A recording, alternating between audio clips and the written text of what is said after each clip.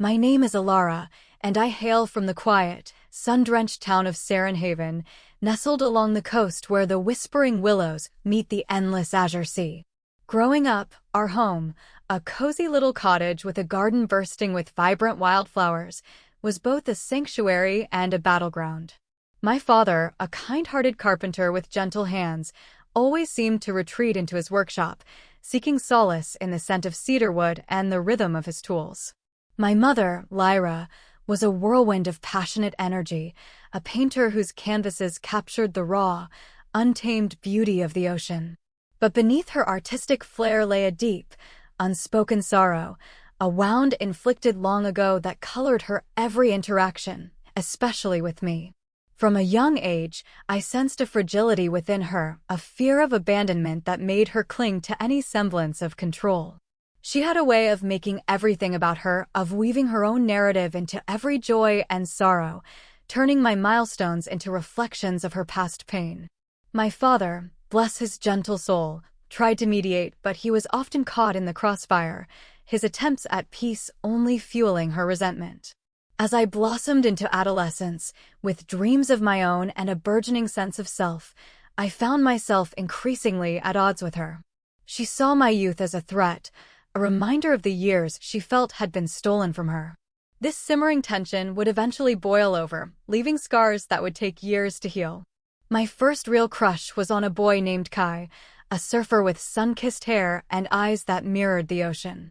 We bonded over our shared love for the sea, spending countless hours riding the waves, our laughter echoing along the shore. He saw me, truly saw me, beyond the shadow of my mother's expectations. It was exhilarating, freeing. But Lyra, with her uncanny ability to sense my happiness, soon cast her shadow over our budding romance. It started subtly, with lingering glances and coquettish comments whenever Kai was around. She'd dress in a way that was inappropriate for her age, suddenly taking an interest in surfing, even though she'd never been in the water before. She'd regale him with stories of her youthful adventures, painting herself as a free spirit, hinting at a wild past that resonated with his adventurous soul. One evening, Kai came over to help me with a school project. Lyra, dressed in one of my old sundresses, found an excuse to join us, ostensibly to offer us tea and snacks. But instead of leaving, she perched herself on the arm of his chair, leaning in close as she recounted a story about a backpacking trip she'd taken in her 20s. I watched, mortified, as she captivated him with her charm, her laughter echoing through the room, eclipsing mine. Later that night, I overheard them talking in the garden. I couldn't make out the exact words, but the tone was intimate, conspiratorial. My heart sank. I felt a familiar ache in my chest, the ache of being erased, of being replaced by a younger version of my mother's own self. A few days later, Kai stopped calling. When I finally confronted him, he stammered, avoiding my gaze. He said he needed time to think, that he was confused. The truth, though unspoken, hung heavy in the air. Lyra had seduced him, not physically perhaps, but emotionally, planting seeds of doubt in his young mind. The pain was sharp, suffocating. I retreated into myself, withdrawing from the world, questioning my worth, my ability to be loved. My father, witnessing my distress, tried to intervene, but his words of comfort fell on deaf ears. I was drowning in a sea of insecurity, a sea created by my own mother. This pattern repeated itself with each subsequent relationship. There was Liam, the aspiring musician who wrote songs that made my soul sing. Lyra, suddenly inspired by his artistic talent, started attending his concerts, offering unsolicited advice and flirting shamelessly. Then there was Ethan, the quiet intellectual who shared my love for literature. Lyra, feigning an interest in philosophy, engaged him in deep conversations, subtly undermining my own opinions. Each time, the outcome was the same. My relationships crumbled, leaving me feeling broken and inadequate. I began to believe that I was unlovable, that my mother was right, that I would always be a disappointment, a shadow of her radiant self. Desperate for a solution, I started seeing a therapist, Dr. Eris Thorne, a kind, empathetic man who listened patiently as I recounted my story. He helped me understand the dynamics at play, the unhealthy patterns that had been ingrained in our family for generations. He encouraged me to establish boundaries, to assert myself, to reclaim my own narrative. "Your mother's actions are not a reflection of your worth," he said gently. "They are a reflection of her own deep-seated insecurities. You are not responsible for her behavior. You are only responsible for how you choose to respond to it." His words were like a lifeline, pulling me out of the depths of despair. I started to see things more clearly, to recognize the manipulative tactics Lyra employed to maintain her control. I began to understand that her actions were not born of malice, but of a desperate need for validation, a fear of fading into obscurity. But understanding didn't make it easier. Setting boundaries with Lyra was like walking through a minefield.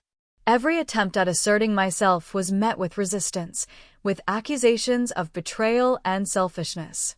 She would cry, threaten, manipulate, anything to maintain her grip on me. One evening, I decided to confront her directly. I gathered my courage, took a deep breath, and walked into her art studio, where she was hunched over a canvas, her face illuminated by the soft glow of the lamp. "Mom," I began, my voice trembling slightly. "We need to talk." She turned, her eyes guarded. "About what, Alara?" "About how I'm ruining your life." "No," I said firmly. "About how you're ruining your own." Her expression hardened. "Don't be ridiculous. I'm perfectly happy." "No, you're not," I countered. "You're clinging to the past, to a version of yourself that no longer exists. You're sabotaging my relationships because you're afraid of being alone." Her eyes flashed with anger. "How dare you speak to me like that? After everything I've done for you." "What have you done for me, Mom?" I asked, my voice rising. "You've stolen my joy, my confidence, my sense of self. You've turned my life into a reflection of your own insecurities." "That's not true," she retorted, her voice laced with venom. "I've sacrificed everything for you." "Sacrifice is not manipulation," I said, my voice shaking. "Sacrifice is giving without expecting anything in return. You've always expected something in return, Mom. You've always expected me to fill the void in your own heart." The silence that followed was deafening. We stood there, locked in a silent battle of wills, the tension palpable in the air. Finally, she turned away, her shoulders slumped. "I don't know what you want from me, Alara," she whispered. "I just want to be loved." "Then learn to love yourself, Mom," I said softly. "Learn to find joy in your own life, without needing to steal it from others." I turned and walked out of the studio, leaving her alone with her pain. I didn't know if she would ever change, but I knew that I couldn't continue to let her define me. I had to reclaim my own life, my own happiness. It wasn't easy. There were setbacks, moments of weakness when I almost succumbed to her manipulations. But with the support of Dr. Thorne and the unwavering belief of my father, I persevered. I focused on my own goals, my own dreams. I enrolled in a photography course, rediscovering my passion for capturing beauty in the world. I made new friends, people who valued me for who I was, not for who my mother wanted me to be. Slowly, gradually, I started to heal. I learned to set boundaries with Lyra, to say no without guilt, to assert my needs without fear of retribution. She didn't like it, but she eventually learned to respect it, at least on some level. Years passed. I graduated from college, landed a dream job as a photojournalist, and found love again, this time with a man named Rowan, a kind, compassionate soul who loved me unconditionally. He saw my scars, but he didn't judge me. He held my hand and walked beside me, helping me heal, helping me grow. One day, I received a letter from Lyra. She was living in a small cottage by the sea, tending her garden, painting again. She wrote about her past regrets, her newfound understanding of her own flaws. She apologized for the pain she had caused me, acknowledging the damage she had inflicted on our relationship. "I don't expect you to forgive me," she wrote. "But I hope that one day we can find a way to reconnect, to build a relationship based on mutual respect and understanding." Tears welled up in my eyes as I read her words. I didn't know if I was ready to forgive her, but I knew that I was ready to try. I wrote back, thanking her for her honesty, expressing my willingness to meet her halfway. A few weeks later, I drove to her cottage, Rowan by my side. As I approached the door, I felt a mixture of apprehension and hope. Lyra opened the door, her face etched with lines of age and regret. But in her eyes, I saw a flicker of something else, something that had been missing for so long, genuine remorse. We spent the afternoon talking, sharing stories, reminiscing about the past. It wasn't easy. There were awkward silences, moments of tension. But there was also a sense of connection, a glimmer of hope for a brighter future. As I drove away that evening, I felt a sense of closure, a sense of peace that I hadn't felt in years. I didn't know what the future held, but I knew that I was finally free from the shadow of my mother's past, free to embrace my own life, my own happiness. The road ahead wouldn't be easy, but I knew I could face it with courage, with resilience, with the unwavering belief in my own worth. I had learned the hard way that love shouldn't hurt, that family shouldn't be a battleground, and that the most important relationship of all is the one you have with yourself. I had found my voice, established my boundaries, and reclaimed my story. And in doing so, I had finally found my way home. Years slipped by like sand through cupped hands. Rowan and I built a life together, a tapestry woven with shared dreams, quiet evenings by the fire, and laughter that echoed through our cozy home. We traveled, exploring hidden corners of the world, capturing its beauty through my lens, his words painting vivid stories that accompanied my photographs. The pain of the past began to fade, replaced by the warmth of the present and the anticipation of the future. My relationship with Lyra remained a work in progress, a delicate dance of cautious steps and gentle words. We saw each other regularly, sharing meals, visiting art galleries, tending to her garden. She was trying, I could see that. She was making an effort to understand me, to respect my boundaries, to celebrate my successes without casting a shadow on them. There were still moments, of course, when the old patterns resurfaced, when her insecurities bubbled to the surface, threatening to disrupt the fragile peace we had established. But now I was better equipped to handle them. I knew how to deflect her manipulations, how to assert myself without escalating the conflict, how to remind her and myself that we were both worthy of love and respect. One spring afternoon, Lyra called, her voice unusually subdued. "Alara," she said softly, "I have something to tell you." My heart skipped a beat. I braced myself for bad news. "I've been diagnosed with something, Alara," she continued, her voice trembling. "Something serious." The words hung heavy in the air. I felt a wave of nausea wash over me. "What is it, Mom?" I asked, my voice barely a whisper. It's a tumor, Alara," she said, her voice breaking. "They found it in my lungs." The news hit me like a physical blow. I felt a searing pain in my chest, a knot of fear and grief tightening in my throat.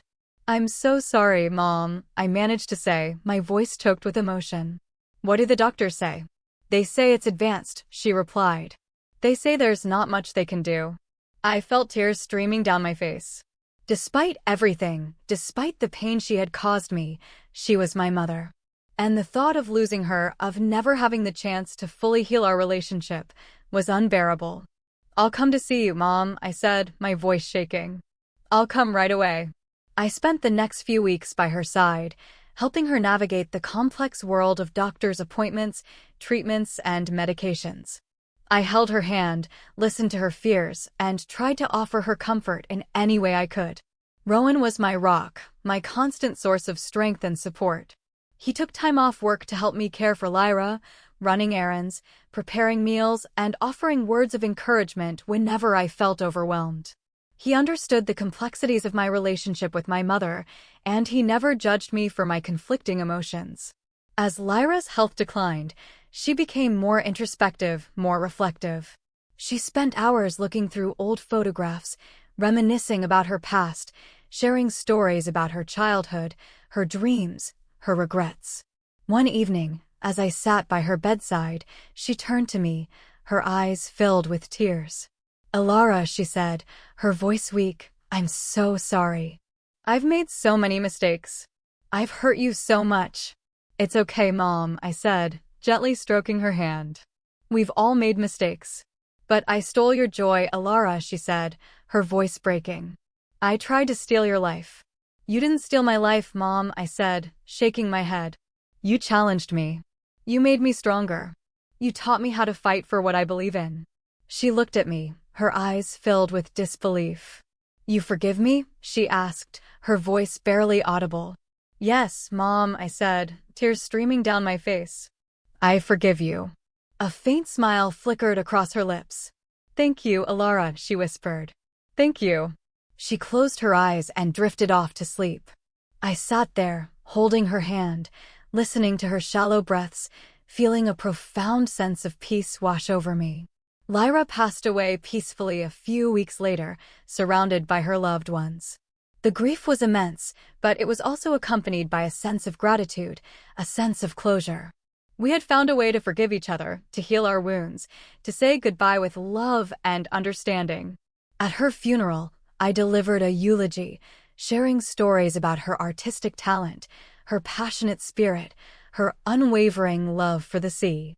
I spoke about her flaws, her insecurities, but also about her courage, her resilience, and her willingness to change.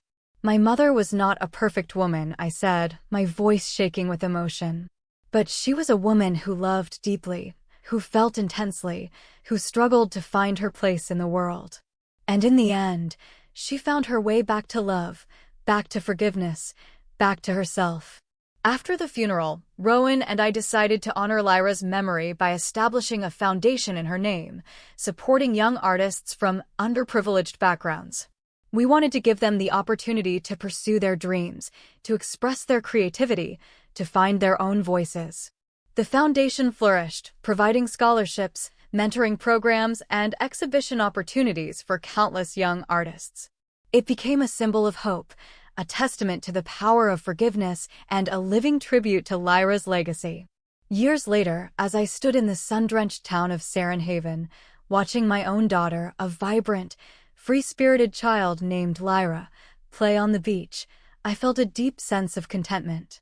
The cycles of the past had been broken. The wounds had been healed. And the future was bright, filled with hope, love, and the promise of a better tomorrow. I whispered to the wind, to Lyra among the stars, I did it. We did it. The gentle sea breeze carried the words, weaving them into the endless tapestry of life. The years that followed were a kaleidoscope of joy, challenges, and quiet moments of profound gratitude. Little Lyra, with her mother's fiery spirit and her father's gentle heart, filled our home with laughter and a constant stream of curious questions. She inherited my love for photography, often tagging along on my assignments, her tiny hands gripping her own miniature camera, capturing the world through her unique perspective. Rowan, ever the patient and supportive father, fostered her creativity, reading her stories, building her elaborate sandcastles, and teaching her to appreciate the beauty of the natural world. As Lyra grew, I made a conscious effort to create a different kind of mother-daughter bond, one built on trust, respect, and open communication. I shared my own experiences, my own struggles, my own triumphs, always mindful of the delicate balance between honesty and protection. I wanted her to know that she could come to me with anything, that I would always be there to listen, to support, to guide her, without judgment or manipulation. I made sure she understood the importance of boundaries, of asserting herself, of saying no when something felt wrong. I encouraged her to express her emotions, to embrace her individuality, to celebrate her own unique talents and passions. I wanted her to grow up knowing that she was worthy of love, worthy of respect, worthy of happiness, simply because she was her. The ghost of my past, however, still lingered. There were moments when I would catch myself mirroring Lyra's behaviors, echoing phrases she had used, resorting to manipulative tactics I had vowed to avoid. In those moments, I would pause, take a deep breath, and remind myself of the lessons I had learned, the promises I had made to myself and to my daughter. Therapy became an ongoing part of my life, a safe space to explore my vulnerabilities, to process my emotions, and to ensure that I was breaking the cycle, not perpetuating it. Dr. Thorne, now a dear friend, continued to offer his guidance and support, reminding me that healing was a journey, not a destination, and that progress, not perfection, was the ultimate goal.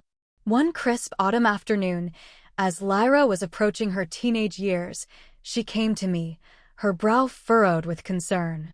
"Mom," she said, her voice hesitant, "I've been reading about Grandma Lyra." My heart skipped a beat.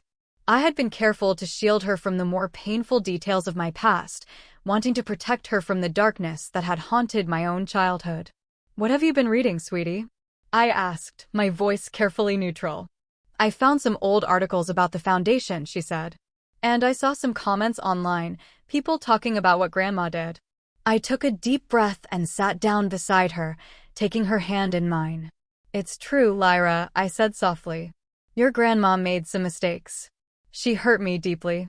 But she also learned from those mistakes. She tried to become a better person."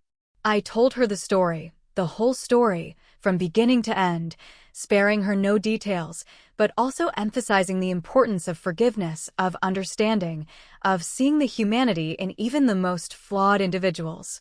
She listened intently, her eyes wide with a mixture of shock, sadness, and compassion. When I finished, she wrapped her arms around me, holding me tight. "I'm so sorry, Mom," she whispered. "I can't imagine what that must have been like." "It was hard, Lyra," I said, hugging her back. "But it made me who I am today. And it taught me how to be a better mother to you." "You are the best mother, Mom," she said, her voice filled with love. "I'm so lucky to have you." Her words were like a balm to my soul. I knew then that I had succeeded, that I had broken the cycle, that I had created a safe and loving space for my daughter to grow, to thrive, to become the best version of herself. As Lyra blossomed into adulthood, she became a fierce advocate for social justice, using her voice and her platform to fight for equality, for compassion, for a better world. She was a force of nature, a beacon of hope, a testament to the power of love, forgiveness, and resilience. I watched her, my heart swelling with pride, knowing that she was carrying on Lyra's legacy, not in the way my grandmother had intended, but in a way that honored her memory, that healed her wounds, and that inspired others to do the same. One summer evening, as I sat on the porch of our cozy home, watching Lyra and her own children play in the garden, I felt a sense of peace wash over me. The sun was setting, casting a golden glow over the wildflowers, the laughter of the children echoing through the air. I looked up at the stars, twinkling in the velvet sky, and I whispered a silent thank you to the universe, to Lyra, to Dr. Thorne, to Rowan, to everyone who had helped me on my journey. I had found my way home, not just to a place, but to a state of being, a state of love, forgiveness, and acceptance. The cycles of the past had been broken, the wounds had been healed, and the future was bright, filled with hope, love, and the promise of a better world for my daughter and for all the daughters to come. The gentle sea breeze rustled through the willow trees, whispering secrets of resilience, of healing, of the enduring power of love. And in that moment, I knew that I was finally, truly free. Many years later, I found myself standing on that same porch, the wood worn smooth beneath my feet, the paint faded and peeling. My hair, now streaked with silver, mirrored the ocean on a cloudy day. Lyra, a woman of formidable strength and grace, stood beside me, her own daughter nestled in her arms, a newborn babe with eyes as wide and curious as the sea itself. "She's beautiful, Mom," Lyra said, her voice filled with a love that echoed through generations. I reached out, my hand trembling slightly, and gently stroked the baby's cheek. Her skin was soft as a petal, her breath as light as a whisper. "She is," I agreed, my voice choked with emotion. "What are you going to name her?" Lyra smiled, a radiant smile that illuminated her face. "I'm naming her after you, Mom," she said. "Alara." Tears welled up in my eyes, blurring my vision. I felt a wave of gratitude wash over me, a sense of completion, a sense of coming full circle. "Oh, Lyra," I whispered, my voice breaking. That's the most beautiful thing you could have done." We stood there in silence for a moment, watching the sunset paint the sky with hues of orange, pink, and purple. The gentle sea breeze carried the scent of wildflowers and the sound of distant waves. "You know, Mom," Lyra said, breaking the silence, "I've been thinking a lot about Grandma Lyra lately." My heart skipped a beat. I tensed, bracing myself for the inevitable questions, the inevitable anxieties that always surfaced when we talked about her. "And?" I prompted, my voice carefully neutral. And I realized, Lyra continued, that she was just broken. She was carrying so much pain, so much trauma, that she didn't know how to love, how to connect, how to be a good mother. I nodded slowly, acknowledging the truth in her words. "And that doesn't excuse her behavior," Lyra added quickly. "But it helps me understand her. It helps me forgive her." I looked at her, my eyes filled with pride. She had come so far, had learned so much. She had broken the cycle, not just for herself, but for generations to come. "You're a good woman, Lyra," I said, my voice filled with love. "And you're going to be a wonderful mother." She smiled, her eyes sparkling with tears. "Thank you, Mom," she said. "I learned from the best." We stood there for a long time, watching the sunset, holding each other close, feeling the love flow between us, a love that had been forged in the fires of pain, a love that had emerged stronger, brighter, and more resilient than ever before. As the last rays of sunlight faded into the horizon, and the stars began to twinkle in the night sky, I knew that I had finally arrived at my destination. I had found my peace, my purpose, my happiness. I had broken the cycle of pain and trauma, and I had created a legacy of love and forgiveness. And as I held my granddaughter, little Alara, in my arms, I made a silent vow to protect her, to nurture her, to guide her, and to love her unconditionally, so that she, too, could grow up knowing that she was worthy of all the good things the world had to offer. The gentle sea breeze whispered through the willow trees, carrying the scent of wildflowers and the sound of distant waves. And in that moment, I knew that the journey was complete. The story had been told, and the cycle had finally, definitively, ended. The weight of years settled gently, like a soft blanket, upon my shoulders. I watched my granddaughter, Alara, grow from a babe in arms to a spirited young woman, her laughter echoing through the halls of our Sarenhaven home. She inherited my love for photography, and her talent bloomed, surpassing even my own. Lyra, a constant presence in Alara's life, instilled in her the values of compassion, justice, and the importance of breaking down cycles of harm.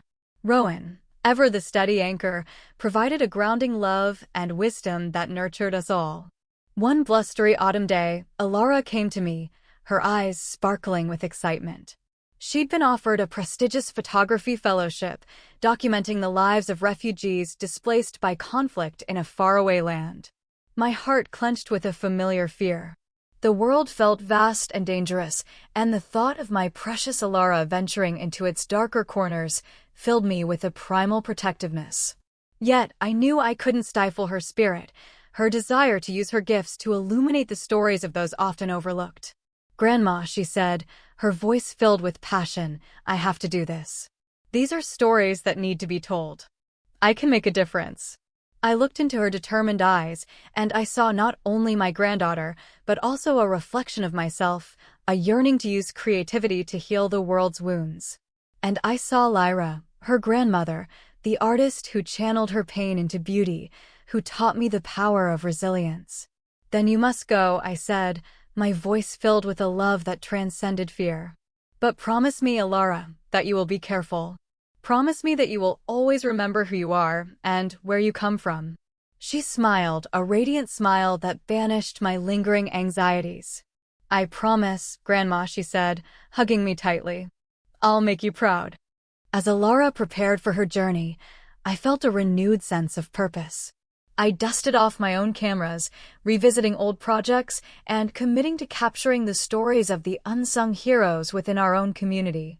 I joined a local organization providing support to families experiencing domestic violence, offering my photographic skills to create portraits that celebrated their strength and resilience. Lyra, witnessing my renewed passion, remarked, "You know, Mom, you've come full circle. You're finally using your own story to help others heal." Her words struck a chord deep within me. I realized that my journey had not only been about breaking free from the past, but also about embracing the lessons I had learned and using them to make a positive impact on the world. Years passed, filled with Ilara's captivating photographs and stories from distant lands, my own quiet work within our community, and the constant ebb and flow of life's joys and sorrows. Ilara returned from her travels, transformed by her experiences, her heart brimming with empathy and a renewed commitment to social justice. One sunny spring afternoon, Ilara came to visit, bringing with her a young woman named Aisha. Aisha, a refugee from the very conflict zone Ilara had documented, possessed a quiet dignity and a radiant spirit. "Grandma," Ilara said, her voice filled with pride, "I want you to meet Aisha. She's become a dear friend, and she's starting a non-profit organization to provide education and support to other refugee women." I looked into Aisha's eyes, and I saw not only the pain of displacement and loss, but also an unwavering strength, a determination to rebuild her life and to help others do the same. As we sat together on the porch, sharing stories and laughter, I felt a profound sense of connection, a sense of hope for the future. I realized that the cycle of healing had not only been broken, but that it had also created a ripple effect, touching the lives of countless others, empowering them to overcome adversity and to build a better world. The years continued to pass, marked by the milestones of life: weddings, births, graduations, and the inevitable losses that came with age. I watched my family grow, thrive, and continue to spread love and compassion throughout the world. And then, one day, I found myself lying in my own bed, surrounded by my loved ones, feeling my strength ebb away, my life drawing to a close. Lyra and Ilara held my hands, their eyes filled with tears, their hearts overflowing with love. "Thank you," I whispered, my voice barely audible, "for everything." They smiled, their love radiating through the room. "It was all you, Mom," Lyra said softly. "You showed us the way." I closed my eyes, feeling a sense of peace settle over me. I had lived a full life, a life filled with challenges and triumphs, with pain and healing, with love and forgiveness. I had broken the cycle, and I had created a legacy that would endure for generations to come. And as my spirit soared into the heavens, I knew that I was finally, truly home. The gentle sea breeze whispered through the willow trees, carrying the scent of wildflowers and the sound of distant waves. And in that moment, I knew that the story was complete. The cycle had ended, and the love would live on forever.